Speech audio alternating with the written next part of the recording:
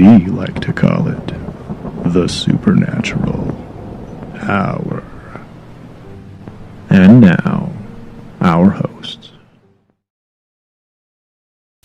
Hey, welcome to the Supernatural Hour podcast. I'm your host, Ravyn. I'm Rogue. This is Doc. And this is Chad. Okay, our main topic's being brought to you by Otel's Restaurants. There's one in Linden and Orem. They've got great Mexican food. So today's topic is... I thought that was coming from you. Did you hear She that? looked at me and I'm like, that wasn't me. That was straight up my stomach. We say Oteos and Doc's stomach growls. growls. Whoa. Holy cow. All right. Way to tag the video. Stomach growling for the recording. And go. Jeez Louise.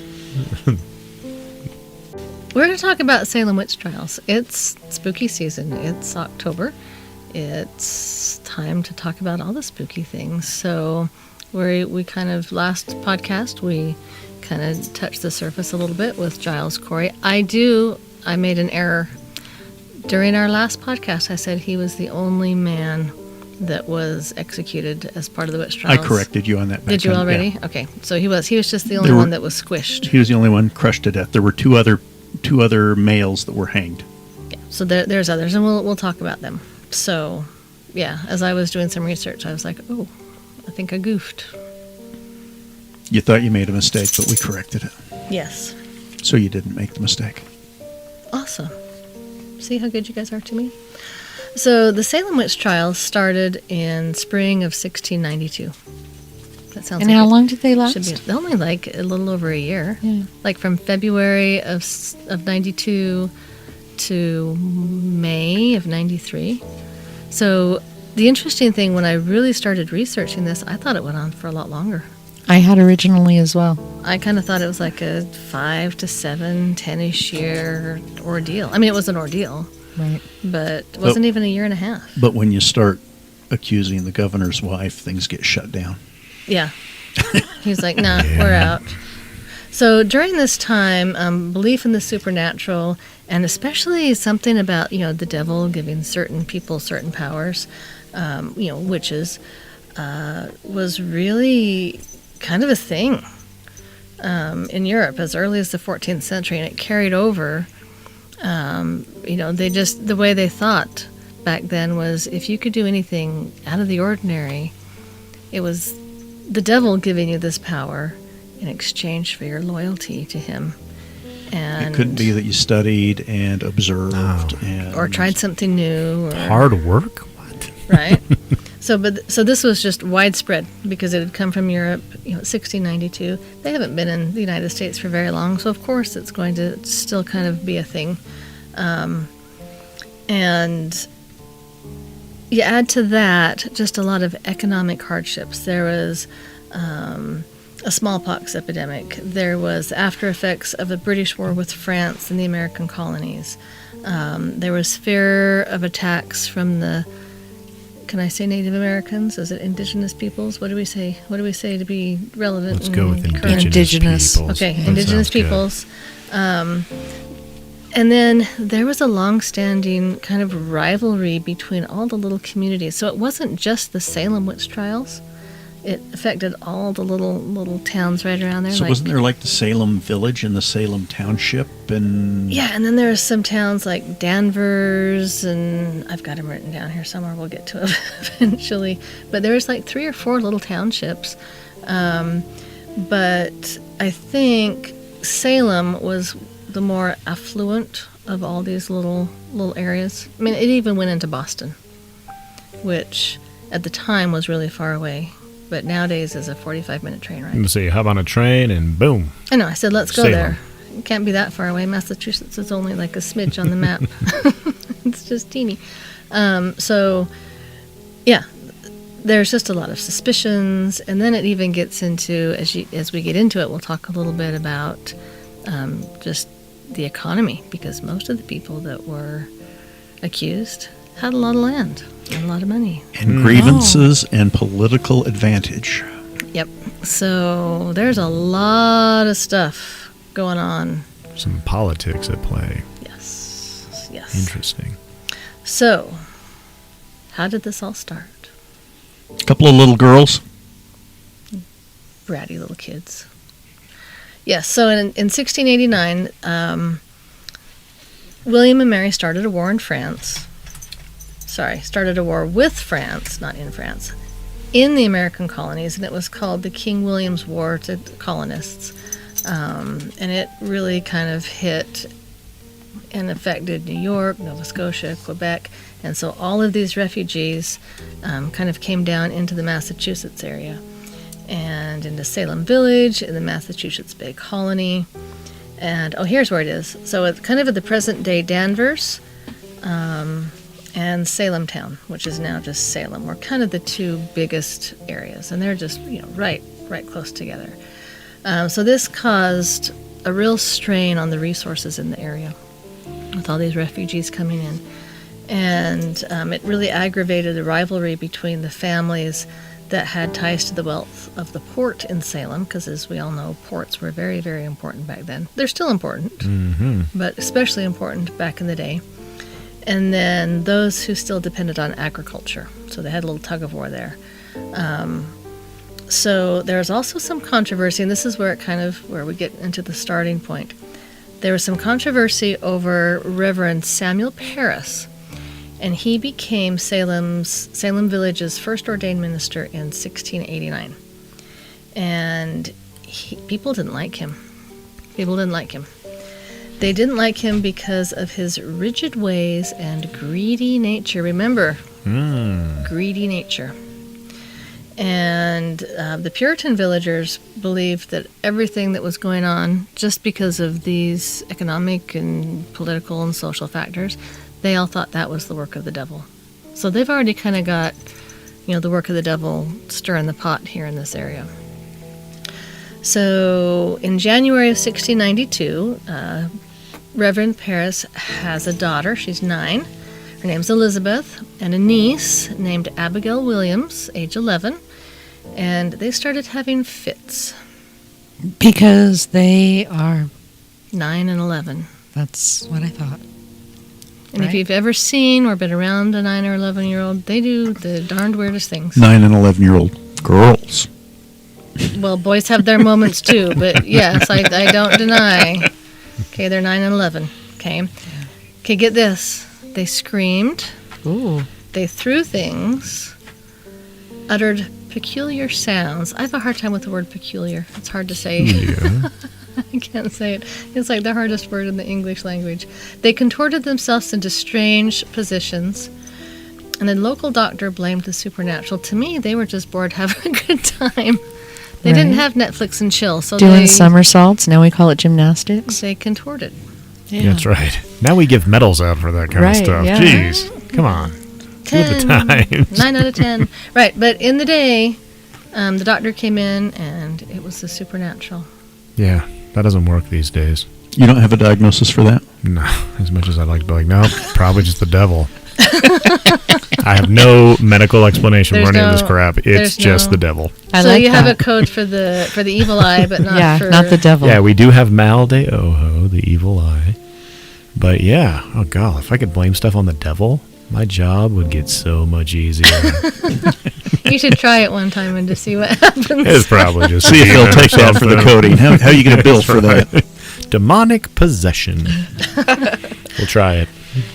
So he comes in, he says, yeah, these girls got the devil. So there's another girl by the name of Ann Putnam. She was also 11 who experienced similar episodes. Because she was 11. The same age, right? Right. Hey, they're doing it. I'm going to do it too. Yeah. Why not? And if it... Kids don't mimic each other. Come on. Oh. Never. Never. So... especially if it gets kid A some attention. Yeah, exactly. Kid B won't go, hey, I can get attention too. Yeah.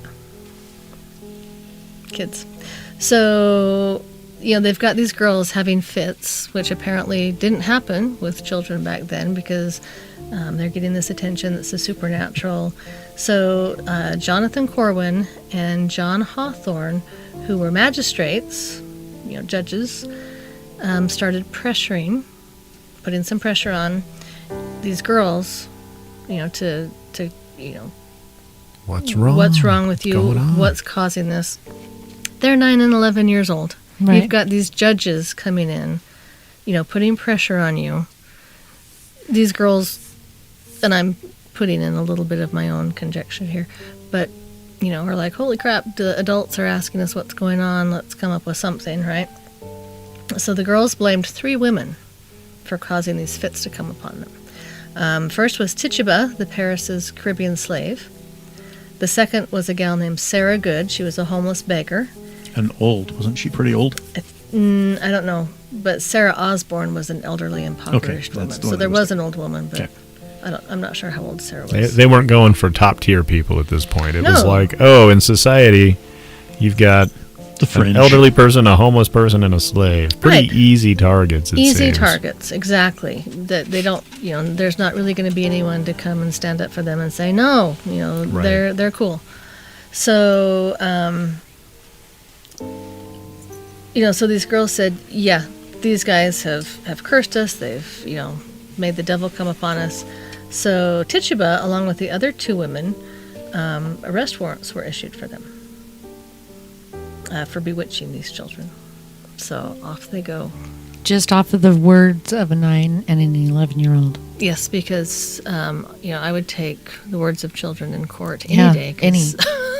That's great. Who were having fits. All right. children would make terrible witnesses in court. Terrible, Yeah. terrible. I ran across at the time, almost 9-year-old's journal from last year in school. I wasn't trying to read the journal. I'm not that one. But it's just like, oh, here's a notebook. Is it full? Whose is this? Whose room do I put it in, right? And the first page was about a trip we took to South Dakota. We went to Mount Rushmore? Mount Rushmore. It's a friggin' mountain with the faces of men carved in it. Yeah. For heaven's sakes. Yeah. Seems Okay. like a big thing. You think that? No. It was the best vacation ever, the best summer ever. And it's because we went to a cowboy museum. There you go. We just happened to go into some cowboy museum in Cody, Wyoming, which is really cool, but they were closed, and so we got to go in for like all of 10 minutes. So never mind the fact that someone literally carved faces into a mountain. A granite mountain. Or Devil's Tower. Or Or Devil's Devil's Tower. Tower, which is an incredible, yeah. Or, you know, Sturgis with literally a gob ton of Tens motorcycles. of thousands. Everywhere. on Harley Week, right? You went during Sturgis? Yes.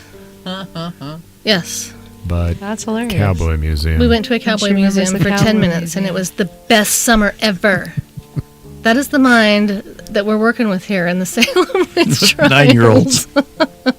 I know my wife is thinking of something right now about a time when I was at work, doing OBGYN, doing L&D, and I was living in Texas, and my mom came to visit me from Utah and surprised me. And I saw her at the hospital and was like, oh, what are you doing here? Well, you know, surprised. My wife was aware she was coming. I got home from work and she said, how was work today? And I said, it was fine. And she was like, did anything happen? And I'm like sitting there going, all my patients lived, had a couple good deliveries. No, everything pretty good. And she was like, so like no one came to visit you? And I was like, oh yeah. And my mom came from like 4 states away. I forgot about that part. So you're saying you wouldn't make a Yeah, good... I probably wouldn't make a great witness either, apparently. Jeez. I knew my wife was thinking about that when you mentioned the cowboy thing and neglected all the other major facts. Yeah. So yeah, I'm just going to own it right now. That was me too. Yeah. I mean, it was a joke as we got a little closer to Sturgis. It didn't matter which direction you were looking in. There was at least 3 or 4 Harleys coming at you. And when the first time we saw a bunch, because we knew we were going on Sturgis Week, right? So it's like, hey kids, look, motorcycles. And we explained what Sturgis was. And then literally 10 seconds later, look kids, motorcycles. And it got to be a joke where we're like, look kids, we know motorcycles. Thousands and thousands of them. Like for 2-3 days. And we didn't let it go. No, we kept it up just because we knew it was irritating the heck out of them. But the Cowboy Museum that we went to for 10 minutes in a rushed way was the best summer ever. All right. So where are we? So Back to 9-year-old girls in Salem. Yeah. okay, so 1692. That sounds like it should be a song. So all 3 women were brought before the magistrates, and back then they didn't. I mean, they kind of had to, go to the courthouse, but some of these were done in the magistrates' homes. Some of these trials were done in bars, in little taverns. I mean, it was just kind of, oh, you're a judge. Okay, I guess we're at court. Let's try you. Let me finish shaving, and I'll come down into my parlor. So And we were in one of those houses, we were. and you had an experience. Yeah, I brought someone home. That was awesome. Yeah, is that the one that you saw in the house? Yes. Okay. Yeah, she came to the house. We've talked about that before, but we can hit on it when we're done. So these 3 were brought before the magistrates, and they were interrogated for several days. And this started March 1st of 1692.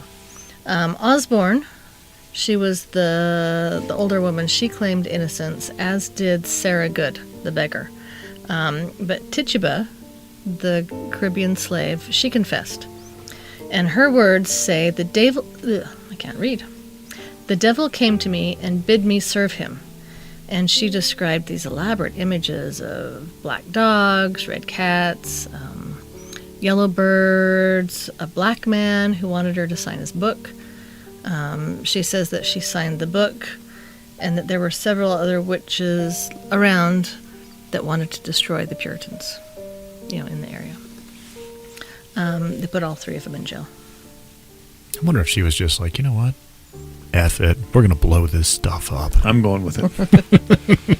You guys want havoc? We'll make havoc. Right. I know, I can just see her going, for real, Yeah. guys. And there's a whole bunch of other witches, too. But then- Good luck finding out who's who. You wonder, though, she was from the Caribbean. Was she involved in any sort of, like a voodoo type thing? And to her, it's not a big deal. She's probably thinking, what? I don't know. Yeah, maybe. I'm just thinking, heck, I'm a slave. I got an opportunity to just get back at this entire freaking town. Let's do it. Right? I'm gonna die anyway. Yeah, why not? Yeah, she probably thought, I'm screwed, so let's just have fun. Yep. I'm going to take out a whole bunch of these people. Yep. We're going to go out in style. Taking some with me. So, anyway, so they put them in jail. Her confession, everyone goes wild. I mean, just a frenzy. And I kind of want to say, did they just have nothing to do? When you don't have Netflix and chill, do you just, That was their entertainment. woohoo, now we're going to just accuse everybody? Yeah. Well, and I think the answer is yes. You think of the religious fervors in the 1800s and 1600s, where religion and these tent meetings and all these things. You'd have a traveling preacher come through, and that was the entertainment. Right. That was the social event of the week. We kind of with church now. It's a little bit different. We got the NFL, we've got all of these other things that take from us now. But you think of in the 1700s and 1600s.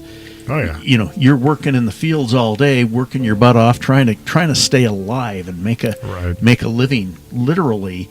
And you get to go sit in a building Church pew. and listen to somebody, tell you stories and entertainment that. I think And in hang many with ways, your, yeah, and hang and with hang your with neighbors your friends and and your neighbors, friends. and it was a social event, not just a religious meeting. And I think like you say, it's kind of that same thing. And then you throw in a trial. You think about Right. it back, and then and boy, if you were going to have a hanging, Woo! Yeah. Well, this kind of goes back Beats the hell out to of the killing the dance feet. craze that we did, in Right. the early 1500s. Oh, there's people dancing all day. Let's go watch. Let's go build them a stage. Let's go. Right. We're going to help them out. Let's make them some little shoes. Let's hire a band, an orchestra. yeah. So in many ways, Thank you, this, Netflix. This was the height of entertainment. Right. Giles Corey, he and his wife were going to those. We talked about that in the Yeah, they last were episode. attending the how they trials. were attending those and getting very into them. All right. So just, with this little seed of paranoia that's been planted, just a stream of accusations followed over the next few months. You couldn't blink too fast without someone accusing you of being a witch. And so there was some charges that they levied against a gal named Martha Corey.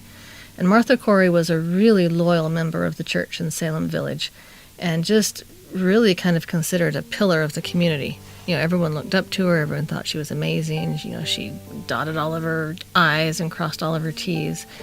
And if she could be a witch, holy cow. Right. The devil got to Anyone and Ms. Corey. everyone was going to be a witch. Well, that's because there's an I and a T in witch. Exactly. And she dotted them across them. Ah, So it got so bad bad. dad joke. Wow. Bad Wow. dad joke. Do you see how I just ignored it and just moved on? That was really bad. Hey, I didn't bring up the I's and the T's.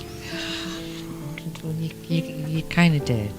But, Oh, all right, we'll move past that. Moving on? Yeah. Moving on? Yeah. Okay. So, Sarah Good, we talked about her earlier. It got to the point where they even questioned her 4-year-old daughter, Dorothy.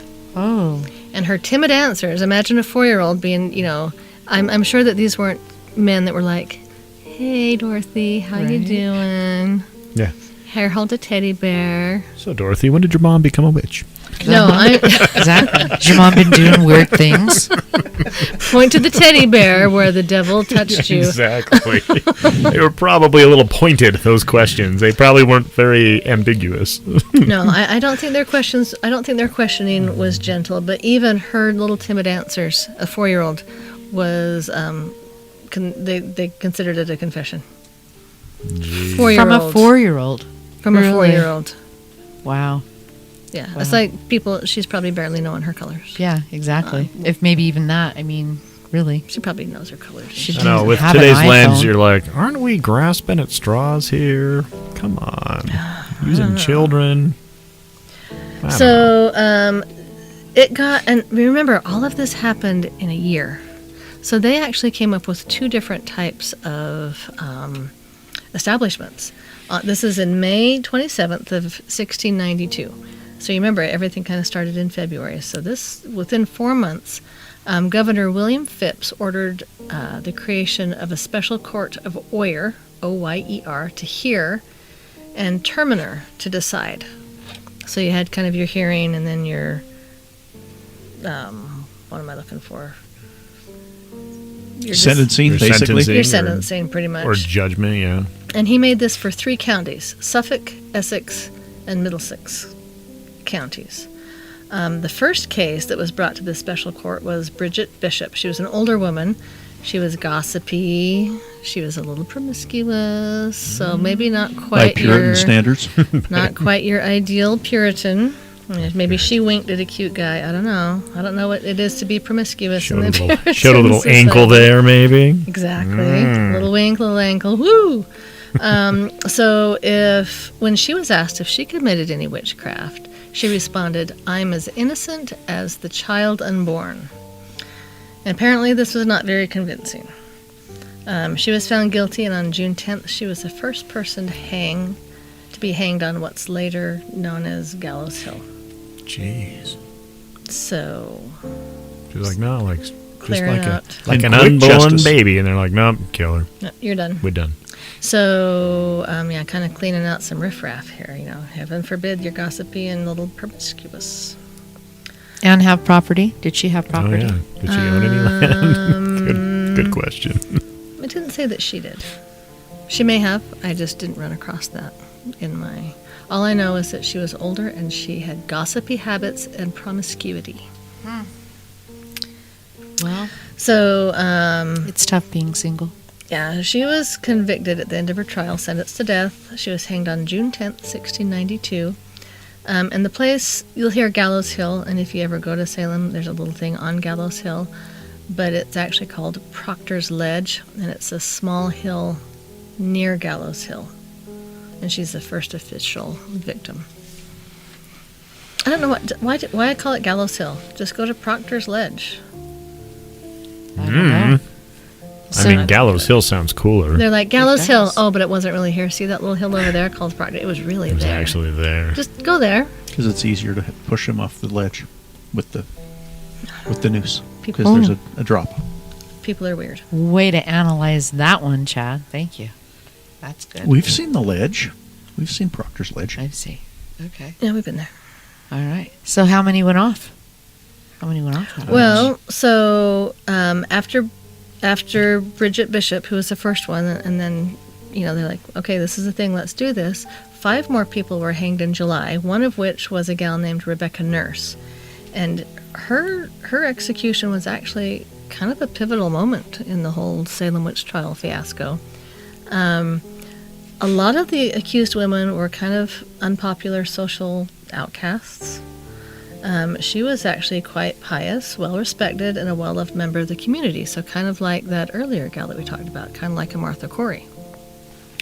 And when she was first arrested, a lot of members of the community signed a petition saying, you got to release her. We have gone too far. She's a pillar of the community. And then they accused those people of being witches. That's right. Yes, they you did. defended the witch? You must be a witch too. So they didn't release her, right? Because they're in this fervor of, everybody's a witch. But everyone thought, she is such a stellar person in the community. She's going to get let off, so we're not going to worry about it. Her initial verdict, when she finally did go to trial, was not guilty. But upon hearing the verdict, those little 9 and 11-year-old girls are starting to feel like they're losing their power. And again, I'm kind of inserting my own supposition here. They started having fits in the courtroom. So like, oh, sorry, we meant guilty. Wow. Sorry about that. And so it's not like she stood up and said, "Hail Satan" or something right after the They're not like, guilty verdict. Yeah, no, she's not guilty. And then the little girls start having fits.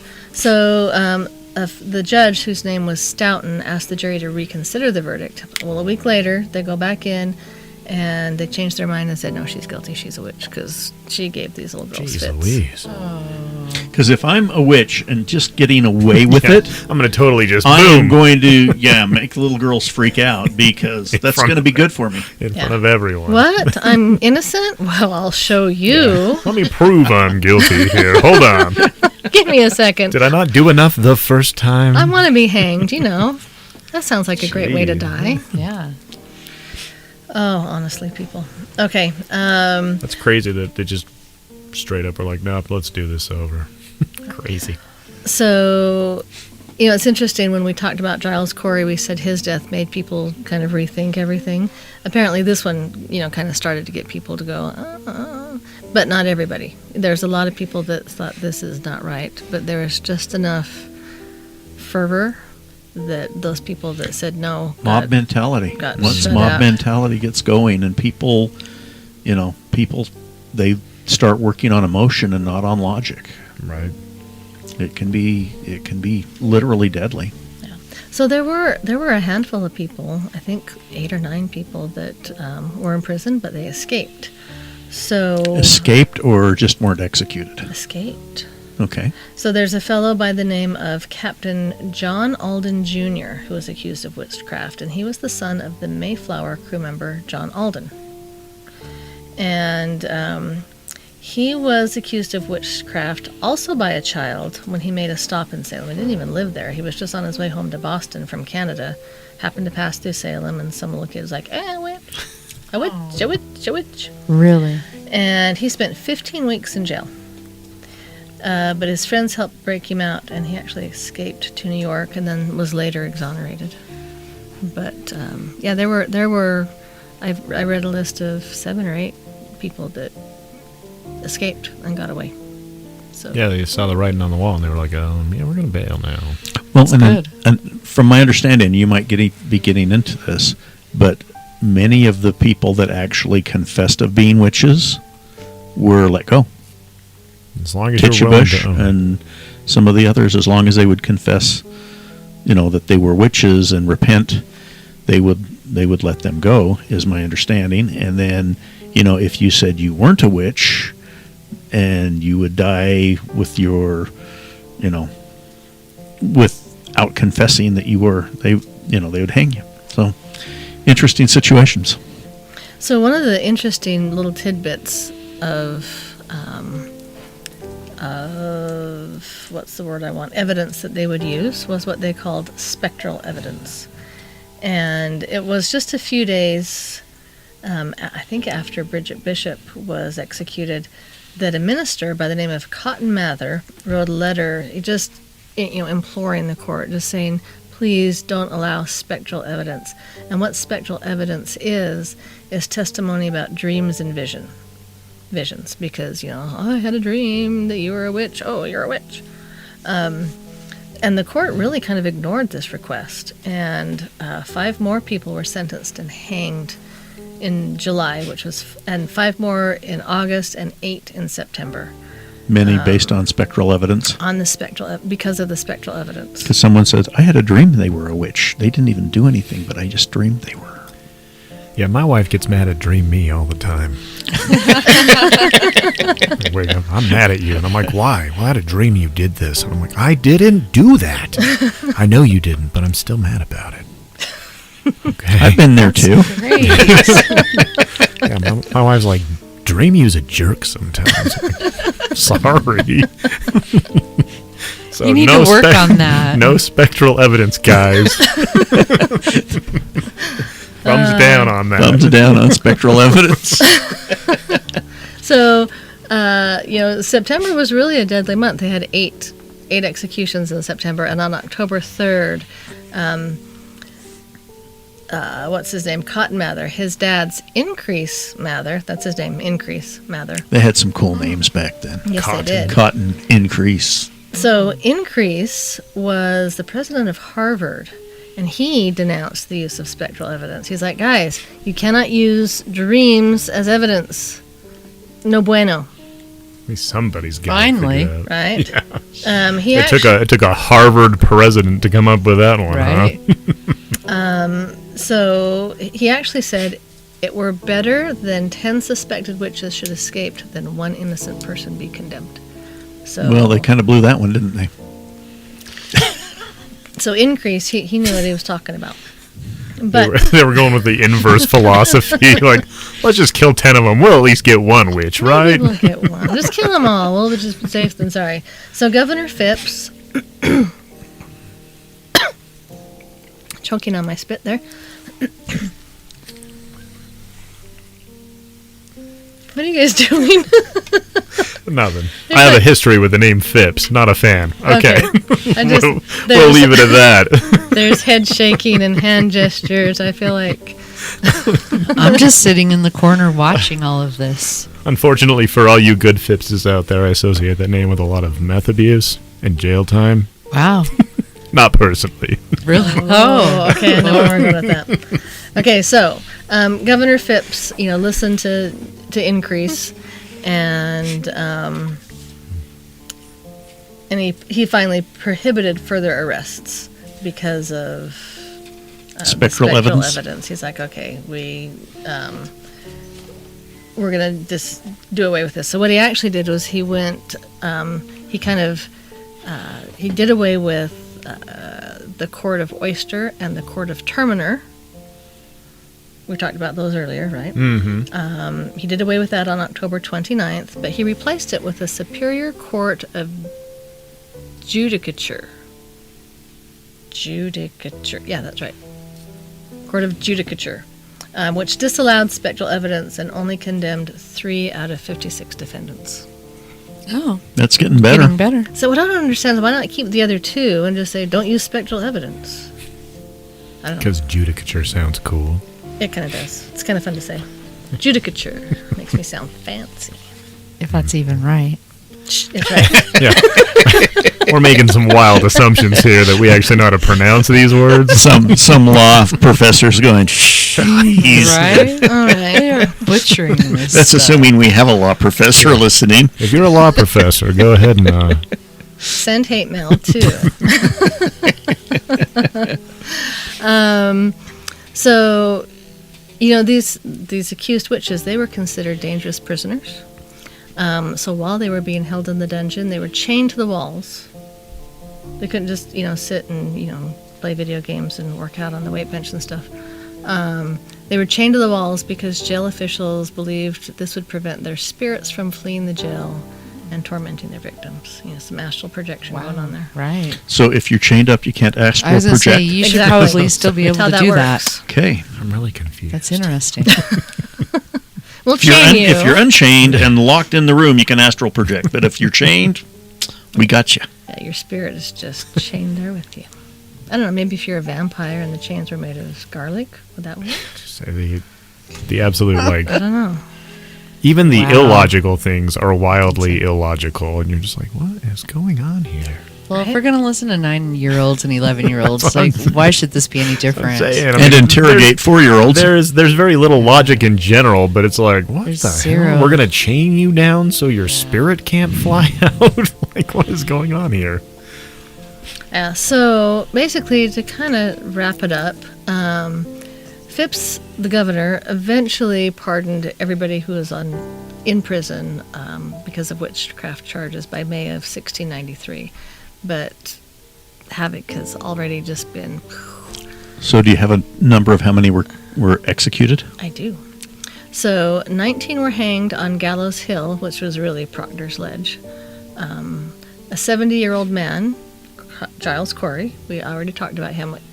Other places said he was in his 80s. This one said he was 70-year-old. Was pressed to death with heavy stones. And did not confess. did and not said confess. more weight was Yep. his last words. Several people died in jail, and nearly 200 people overall had been accused of being witches, practicing the devil's magic. What was the town population? I mean, 200 sounds like an awful lot for a town like that. I'm curious, You because, look that up. geez Louise. So these girls, the 9, 11-year-old girls, they're the main Yeah. accusers, right? A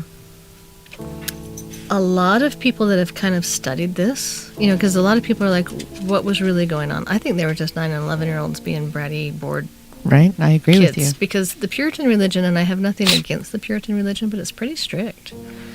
And I could just see these girls going, oh my gosh, I just need a minute to be a kid, right? But a lot of historians that have kind of researched this think that these girls' parents, particularly Thomas Putnam and Reverend Samuel Parris, were kind of egging the girls on. Because remember, we talked about how people didn't like Governor Parris because he was greedy. He had a greedy nature. Right.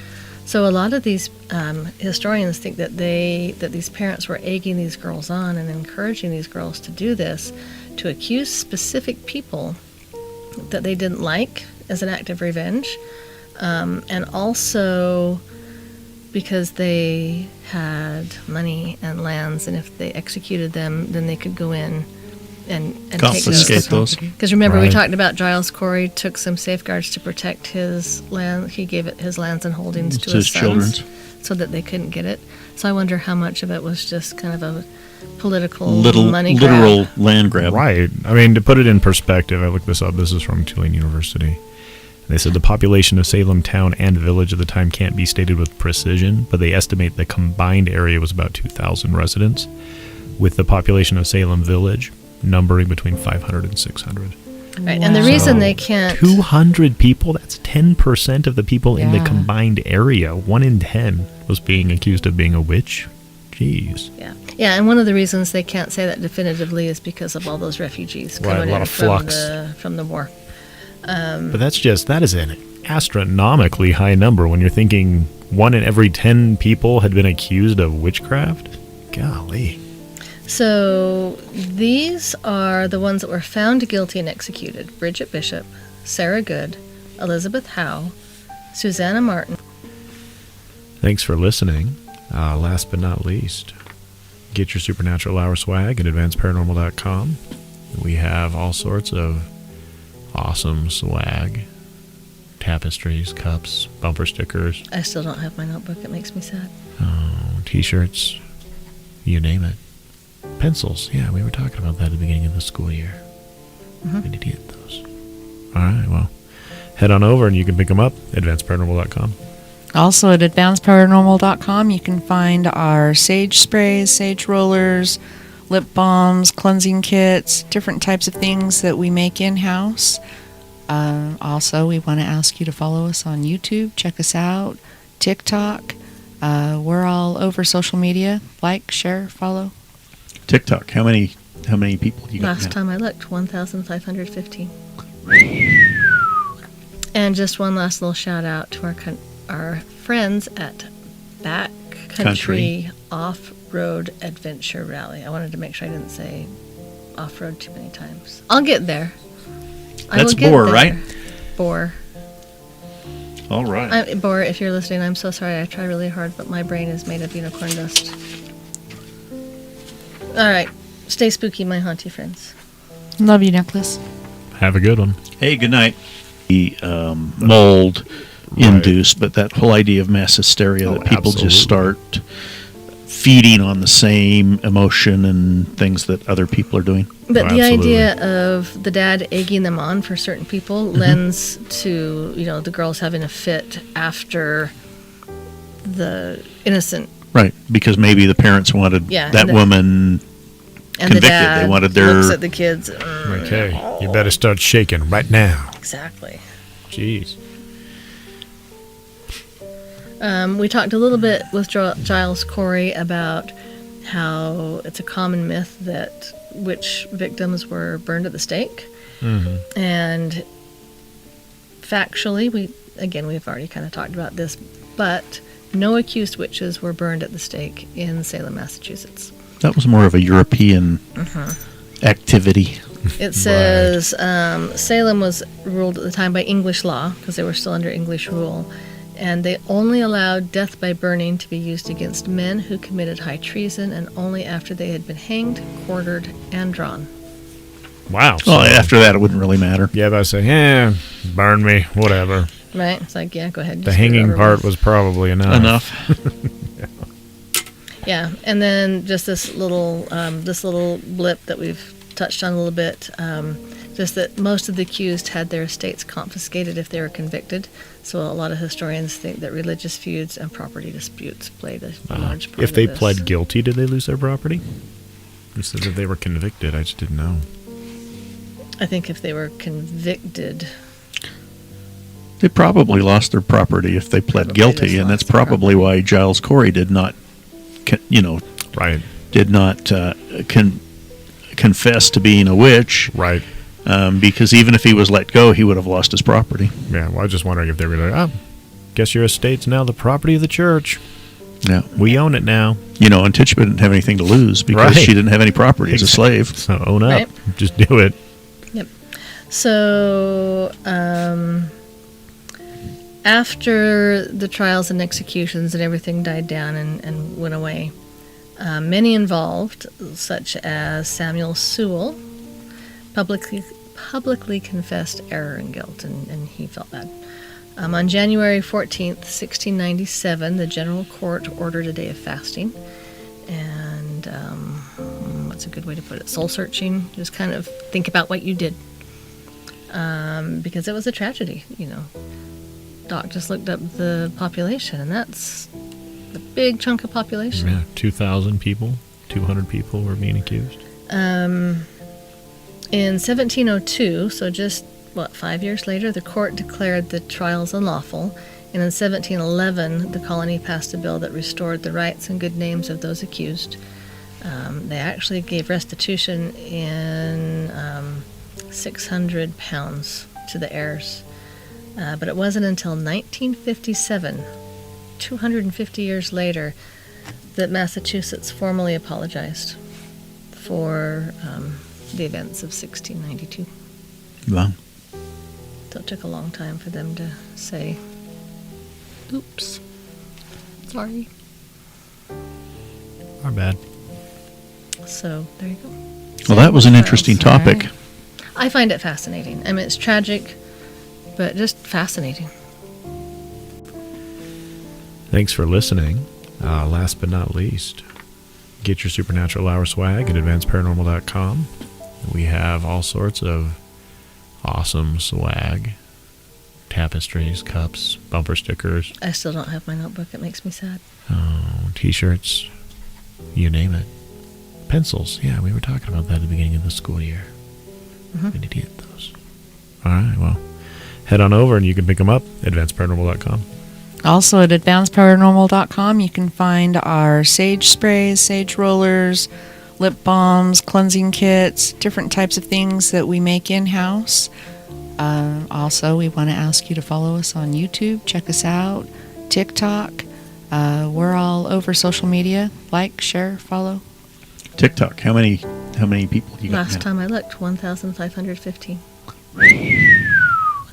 And just one last little shout out to our friends at Backcountry Off-Road Adventure Rally. I wanted to make sure I didn't say off-road too many times. I'll get there. That's Boar, right? Boar. All right. Boar, if you're listening, I'm so sorry. I try really hard, but my brain is made of unicorn dust. All right. Stay spooky, my haunty friends. Love you, Necklace. Have a good one. Hey, good night. You've been listening to the Supernatural Hour at AdvancedParanormal.com. The Supernatural Hour is part of the Radio Ronin network found at RadioRonin.com. Copyright 2021 by Advanced Paranormal Services.